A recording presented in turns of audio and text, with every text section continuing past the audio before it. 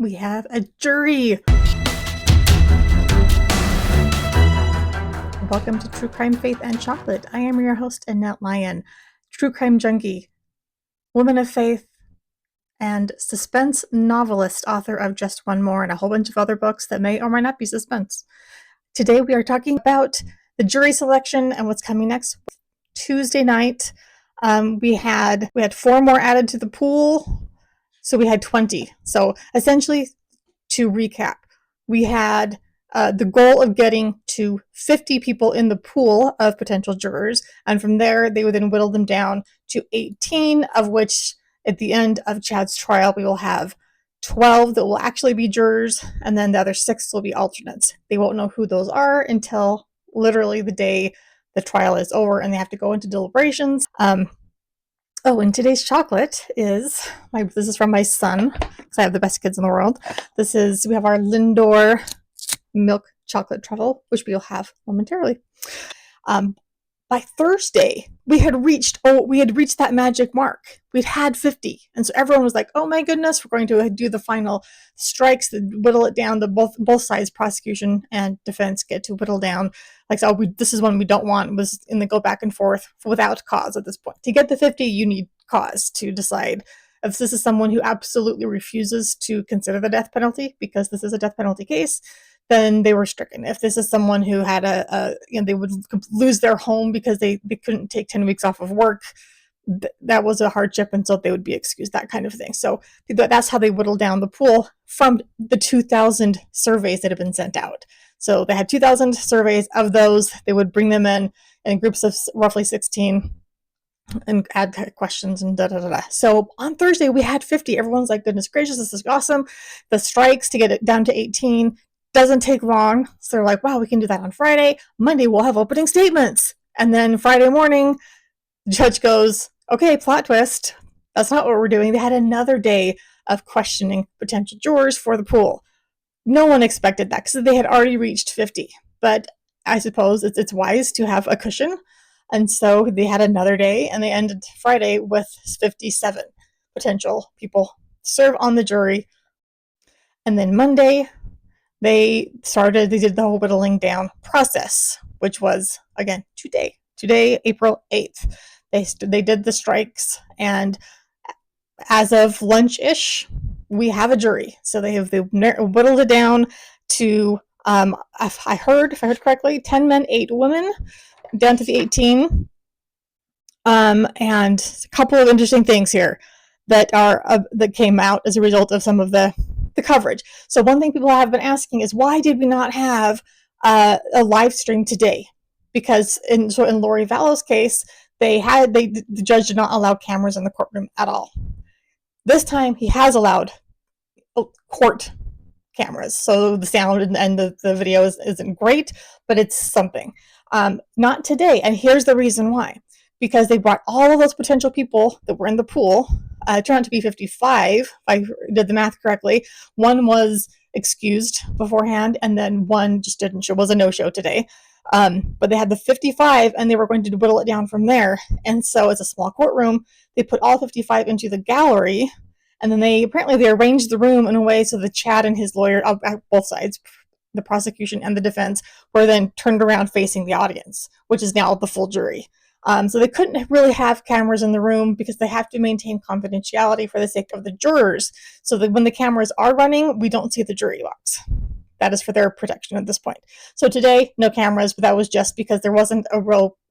You're looking at 50 people plus who can't have their faces on publicly at this point. So that's why there's no cameras today. So we have a jury. Tomorrow, I guess they're taking a break. I'm not sure what all they're doing, judge, court stuff. I don't know. But opening statements will begin on Wednesday morning. So that's when the live streams will begin again on all the different places that if you're interested, you can watch. East Idaho News, Hidden True Crime, I think Law and Crime, a whole bunch of places are streaming it. So you can find that in lots of places. A couple of interesting things that I have heard through various journalists that I thought I wanted to share. How the defense will be making an argument, and they will this time, because Lori's defense They didn't put up an argument. They arrested after the prosecution gave theirs. They said the state has not met the burden of proof. We arrest, and that was it. But with the death penalty case, they were going to put up a defense, and so there are hints as to what that defense might be based on how they were questioning potential jurors. So it sounds like, and this makes perfect sense, they will be blaming everything on Lori, and then throwing her under the bus. That if it weren't for Lori, Tylee and JJ, so Lori's two children that they are charged, and Lori is now convicted of conspiring to murder, they would be alive if not for Lori. As the Chad had nothing to do with it, or he was roped in with, I don't know exactly what they'll try to come up with an argument. I don't know how they will then explain how Tammy Daybell, Chad's wife, was then killed because she died of asphyxiation. Story does not match Chad's thing of, oh, she was sick that day and then felt like died in her sleep. That doesn't match at all. It doesn't match all the cell phone data of Lori's brother Alex, where his phone was pinging middle of the night, going between the townhouse area where she lives and then Chad's house, and places went, and the lines are perfectly as to when JJ was last seen alive, when Tylee was last seen, and then burials, and then their bodies were found in Chad's backyard. So and that's just the tip of the iceberg as far as evidence goes. But the interesting thing too, that I think, is on the one hand, the defense will be correct on the sense of if the two of them had never met, all these people would still be alive, including Lori's other fourth husband, Charles, who she is now in Arizona awaiting trial on his death, his murder. But I do believe, these people would be alive if Lori and Chad had not met. Because I think the two of them together, it was just an explosion ready to happen. It was like the worst possible combination. But I don't think it was Lori's fault or Chad's fault individually. They are both completely culpable, in my opinion, from what I have seen. And I've conceived a lot about this trial and this whole case since it began, because as many of you know, I have friends who published with Chad, who knew Chad, and knew Tammy when they worked at another publisher and that kind of thing. It's disturbing. So I have been following this case literally since the day after Tammy died, when I first said, this sounds like a Dateline episode. And here we are. So yeah, it's kind of that disturbing. A couple of things that I've heard that the defense also kept bringing up with the jurors as they were questioned, and you'd hear the same questions with every group of jurors, because they come in, you have your questions you're asking, right? The same things of each group. And apparently the defense would often say, so this is John Pryor, saying, well, have you ever lied? Have you ever told a lie in your entire life? And he's like, see, so Chad told a lie saying he lied about not having an affair, but that doesn't make him a murderer.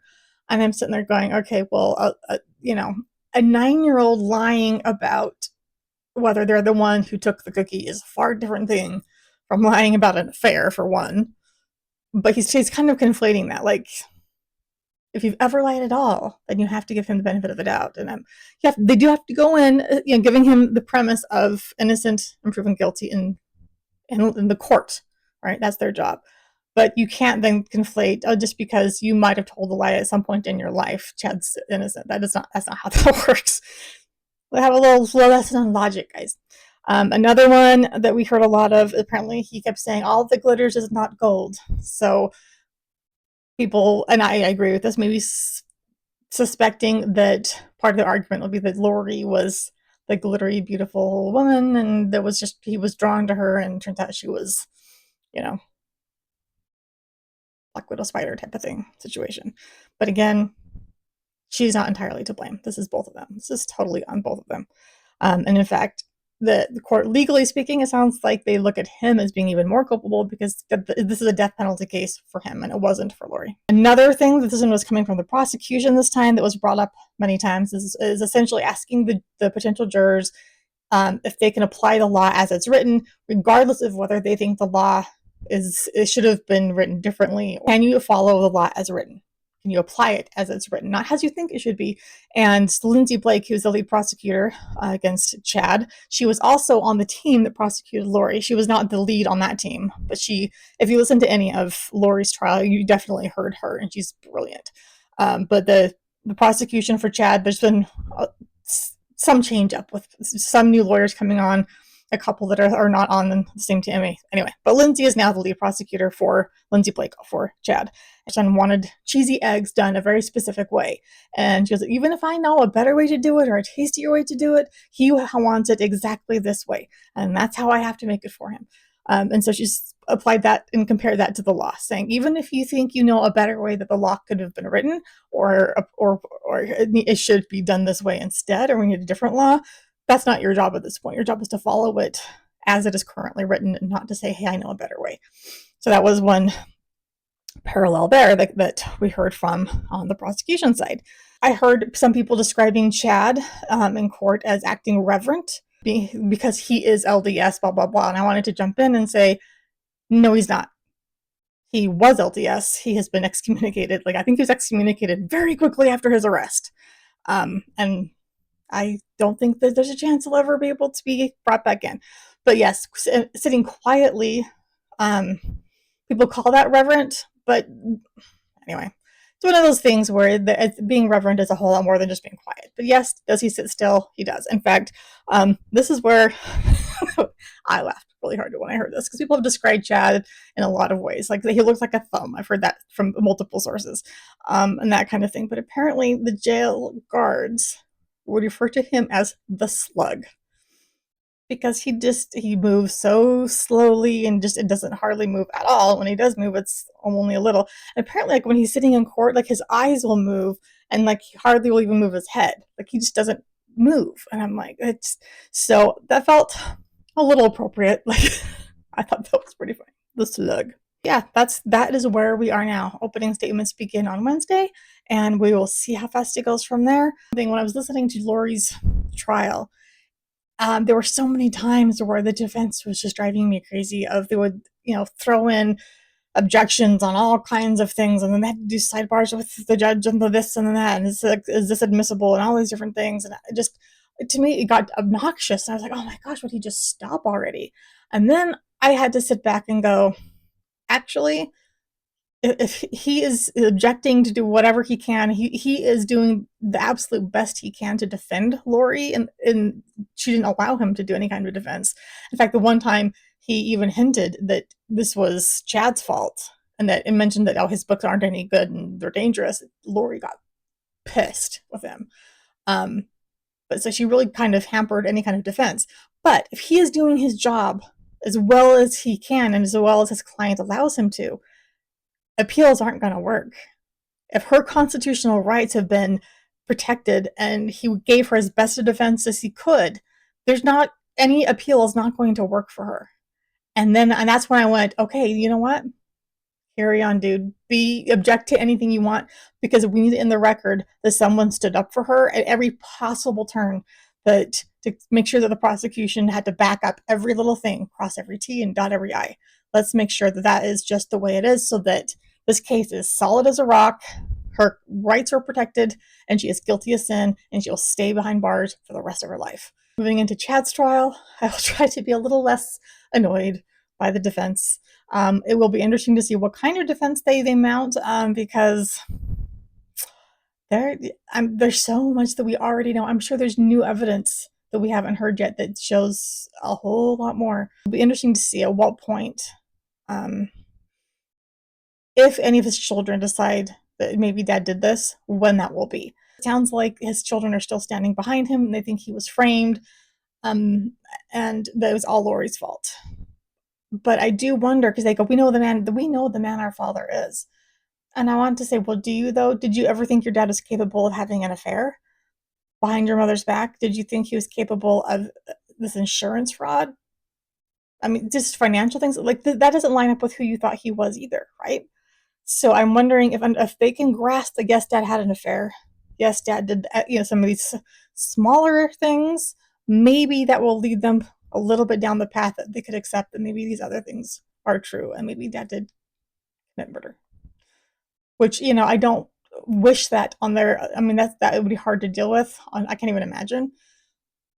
And yet, I know that they lost their mom in a shocking, sudden way. That's horrific, and they're dealing, and so losing their dad too. That's going to be hard.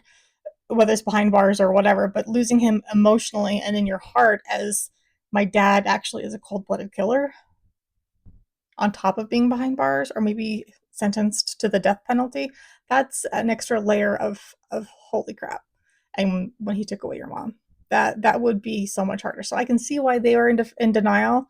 That makes a whole ton of sense. You think of other killers who they've carried on normal lives, and people have said, "Oh, yes, of course, he's a wonderful person. He's a great neighbor, whatever." You get Carrie Rawson, who is the daughter of BTK, and she had no idea that her dad was a serial killer. He was dad. He didn't act like a serial killer around her. The dad she knew, was a dad. That doesn't take away the fact that he also was a serial killer. Two things could be true at once. So the dad that they knew, he was a dad to them that way, but it doesn't mean that Chad wasn't also doing horrible things on the side. But yeah, I'm really hopeful that Tylee and JJ and Tammy will get justice in this case. There are so many terrifying, awful cases that have stemmed recently off of my faith, the Church of Jesus Christ of Latter-day Saints, and it just pisses me off, especially when they justify it with scripture and they think they are so special. The idea that we can receive personal revelation is powerful, and I believe it is real, that we can receive answers to prayer.